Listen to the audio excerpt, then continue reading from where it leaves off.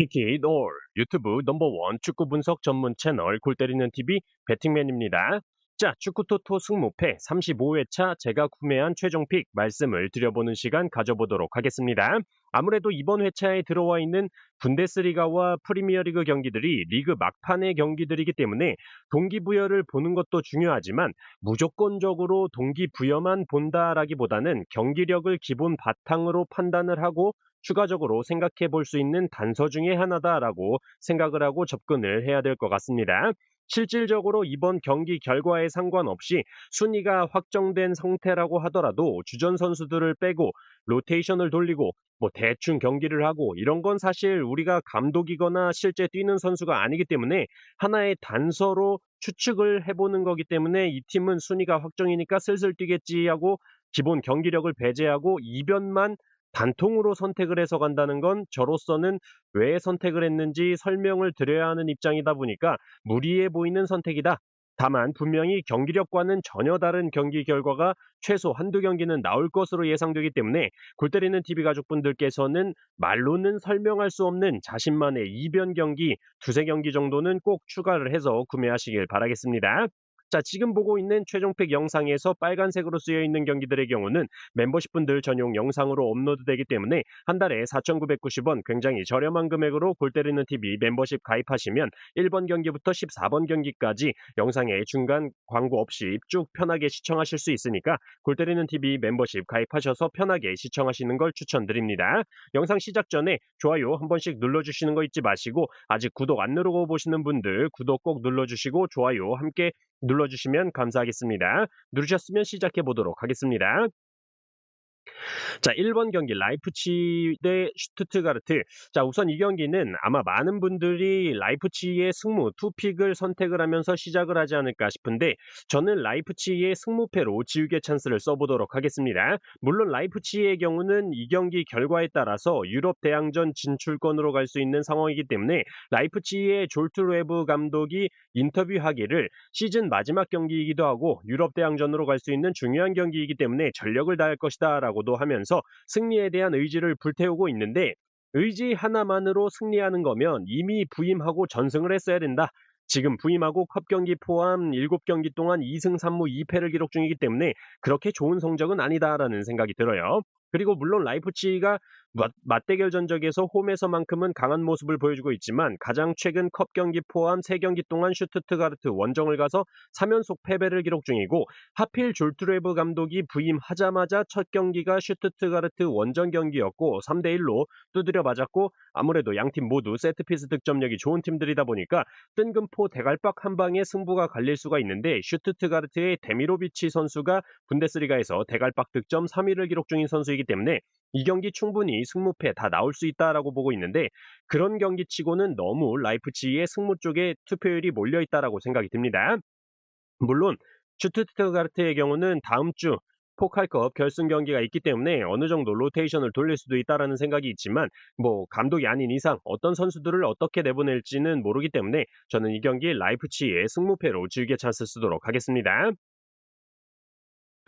자, 2번 경기 도르트문트 대 홀슈타인. 자, 확실히 도르트문트의 경우는 누리사인 감독과 결별을 하고 니코 코바치 감독을 선임한 이후에 11승 3무 5패로 확실히 전보다 좋은 경기력을 보여주고 있다라고 생각이 들고 특히나 최근 경기들에서는 리그 4연승을 기록을 하면서 최다 연승을 기록 중이죠. 또한 이번 경기를 통해서 승리를 한다면 챔피언스 리그에 진출할 수도 있는 상황이기 때문에 동기부여도 굉장히 강하다라고 보여집니다.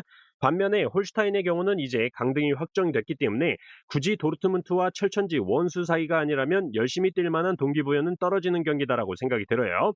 2부 리그로 떨어지면 뭐 감독이 날 계속 써줄까 고민도 되고 마치노시토 같은 에이스 역할을 했던 선수들은 어디로 이적을 해야 되나 한참 잡생각이 들 시기이기 때문에 경기에 온전히 집중하기는 힘들 것이다 판단이 들고 있습니다. 물론 도르트문트의 주전 미들 자원이고 가장 많은 어시스트를 기록 중인 파스칼 그로스 선수가 경고 누적으로 출전을 하지 못하지만 홀슈타인의 경우도 주전 미들 자원인 기고비치 선수가 경고 누적으로 출전을 하지 못하기 때문에 이 경기는 홈에서 노란색 엄청난 관중들의 응원 속에서 도르트문트가 승리하는 경기가 될 것이다. 그걸 미리 알고 있는 토사장이 국내 배당 1.02 한마디로 만 원 걸면 200원 주겠다라는 거지 같은 배당을 책정한 것이다라고 생각을 합니다. 저는 이 경기 도르트문트의 단통 승리로 선택을 했어요. 자, 3번 경기 호펜하임 대 바이에른 뮌헨. 자, 원정팀 바이에른 뮌헨이 이미 우승을 확정 지었고 호펜하임 원정 경기를 가는 일정이고 김민재 선수, 우파메카노 선수 같은 주전 수비 자원들이 빠져있기 때문에 호펜하임 쪽 이변을 선택하시는 분들이 많을 것 같습니다. 지금 투표율도 솔직히 강등권 언저리에 있는 팀을 상대로 분데스리가 1위 팀이 투표율을 63%밖에 못 받고 있다는 건 많은 분들이 이변을 보고 있다라는 거고 저 역시도 호펜하임 쪽 이변을 한번 마음 같아서는 한번 질러보고 싶습니다. 하지만 여러분들께 호펜하임 쪽 이변을 찍는 이유를 설명드릴 수가 없기 때문에 저는 선택을 하지 못하겠다. 한마디로 바이에른 뮌헨이 리그 마지막 경기에 대한 동기부여가 없다라는 이유 하나만으로 호펜하임 쪽 이변을 선택하지는 못하겠다 말씀을 드릴 수 있을 것 같습니다. 기본적으로 지난 맞대결 당시에 바이에른 뮌헨이 5대 0으로 대승을 기록했었고 호펜하임의 기대 득점값은 0.24 수준의 슈팅 숫자는 무려 5배 이상 차이가 났었죠. 또한 최근 호펜하임의 경우 득점도 많지만 실점도 많은 모습을 보여주고 있는데 리그 막판이 되니까 어쨌든 승점 3점을 위해서 공격적으로 경기 운영을 하다 보니까 경기당 실점도 많아졌다라고 판단이 됩니다. 또한 호펜하임의 경우가 분데스리가에서 크로스 횟수가 가장 많은 팀으로 크로스를 활용한 공격을 많이 하는데 바이에른 뮌헨 같은 경우는 분데스리가에서 가장 크로스 허용을 하지 않는 팀이다라는 점에서 호펜하임의 공격이 잘 먹혀 들어가지 않을 것이다 판단이 되고 바이에른 뮌헨은 이번 시즌 오픈 플레이 상황에서의 득점이 분데스리가 압도적인 1위를 차지하고 있는데 호펜하임의 경우는 오픈 플레이 상황에서의 실점이 분데스리가 공동 2위를 기록 중이기 때문에 기본적인 경기력의 상성상 호펜하임의 승리는 없다라고 생각이 들고 현재 호펜하임이 이번 시즌 최다 연속 무승부인 2연속 무승부를 기록 중이기 때문에 바이에른 뮌헨을 상대로 3연속 무승부까지 간다는 건 무리가 있어 보여서 저는 호펜하임의 단통 패배로 선택을 했습니다. 자, 4번 경기 하이데나 대 브레멘. 자, 양팀의 경우는 사실상 승점 3점을 얻는다고 해도 골득실 때문에 사실상 현재 순위보다는 올라갈 수 없는 상황이죠. 그렇기 때문에 제 생각으로는 하이데나의 경우는 분데스리가에서 16위로 강등 플레이오프를 치러야 되는 상황이고 아마 다음 주 목요일이 강등 플레이오프 1차전 경기가 되지 않을까 싶은데 그렇기 때문에 굳이 이 경기에서 힘을 다 쏟는다? 힘을 다 쏟아도 골득실이 극복이 안 될 텐데 제가 감독이라면 그런 짓은 안 할 것 같다라는 생각이 들어요. 자, 그렇다면 원정팀 브레멘의 경우도 승점 3점을 딴다고 해도 골득실에 대한 극복이 안 될 거기 때문에 큰 동기부여는 안 되겠지만 일단 올레 베르너 감독이 기자회견에서 우리는 이기기 위해 뛸 것이다라고 말을 뱉었기 때문에 괜히 한 말은 아니다라고 생각이 들고 지난 맞대결에서 하이데나의 후반 로즈타임에 동점골을 먹혀서 무승부했던 걸 아직까지 말하는 걸 보니까 확실히 감독이 이기고자 하는 의지가 느껴졌다라는 점, 그리고 또한 이번 시즌 브레멘이 원정에서 8승 3무 5패로 홈보다 더 좋은 결과들을 가져왔었다라는 점에서 브레멘의 사이드가 될 경기다라고 판단이 되고 브레멘의 경우 현재 이번 시즌 최다 연속 무승부인 3연속 무승부를 기록 중이라는 점에서 하이데나를 상대로 4연속 무승부까지는 안 갈 것이다 판단하에 하이데나의 단통 패배로만 선택을 해보도록 하겠습니다. 자, 10번 경기 에버턴 대 사우스햄튼.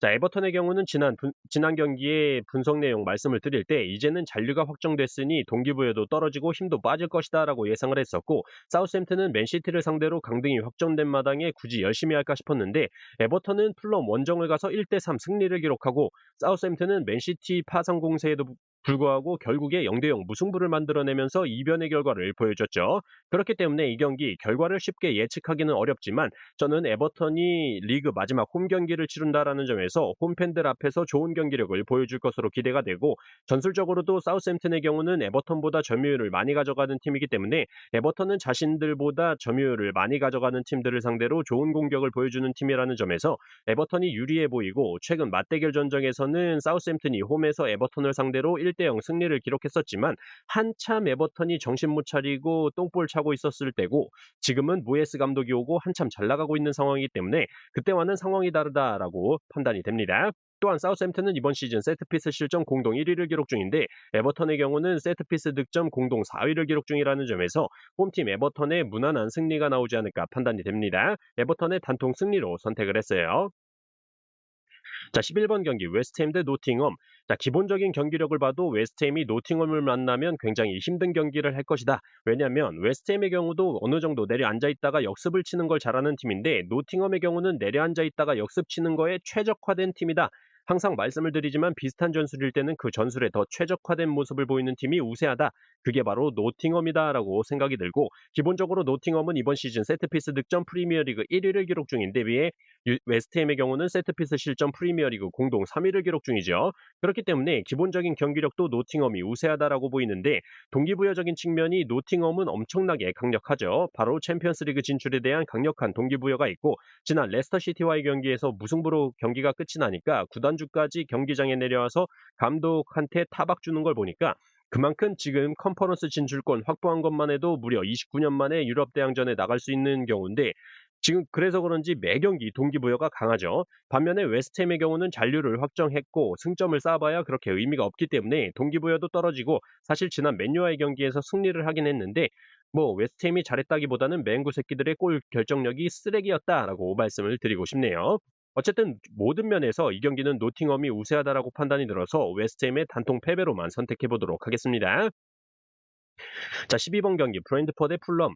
자, 홈팀 브랜드포의 경우는 현재 리그 8위로 승점 3점을 딴다고 해서 순위를 올릴 수는 없지만 최소한 브라이턴이나 본머스, 풀럼에게 따라잡히면 안 되겠죠. 그렇기 때문에 리그 마지막 홈 경기에 대한 동기부여가 굉장히 강할 것으로 보이고 풀럼의 경우도 어느 정도 경우의 수에 따라서 유럽 대항전 진출에 대한 가능성은 있지만 최근 5경기의 결과들을 보면 확실히 강등팀 사우스햄튼을 상대로 1승 거둔 거 빼고는 4패를 하면서 힘이 좀 빠졌다라고 보이죠. 또한 풀럼의 경우는 주전 수비 자원이고 가장 많은 어시스트를 기록 중인 안토니 로빈슨 선수가 부상으로 인해 출전이 불가할 것으로 보이고 미들 자원인 사살 루키치 선수도 부상으로 출전이 불투명한 상황이기 때문에 주전 자원에 큰 이탈이 없어 보이는 브랜드퍼를 상대로 고전할 것이다라고 보고 있습니다.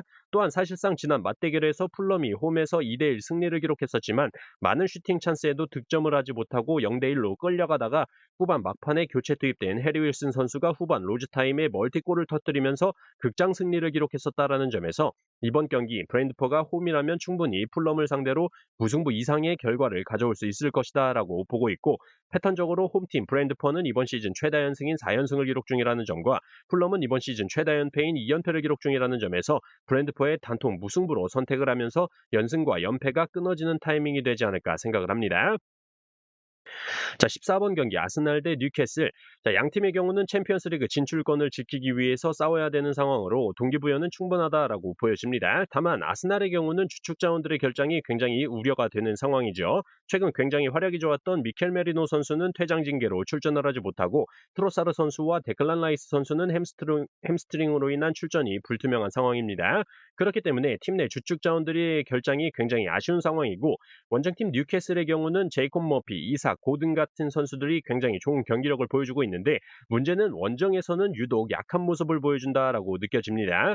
또한 패턴적으로도 뉴캐슬이 이번 시즌 원정에서 역배당을 받았을 때 1무 4패를 기록하면서 단 한 번도 승리를 기록한 적이 없었기 때문에 저는 사실상 이번 시즌 기록이고 뭐고 비교를 떠나서 뉴캐슬이 역배당을 받았을 때 이 정도 결과가 나왔으면 마지막 경기는 편안하게 홈팀 아스날의 승무 투픽으로 선택을 하면 패스할 수 있지 않을까 판단을 했습니다. 아스날의 승무 투픽으로 선택을 했어요.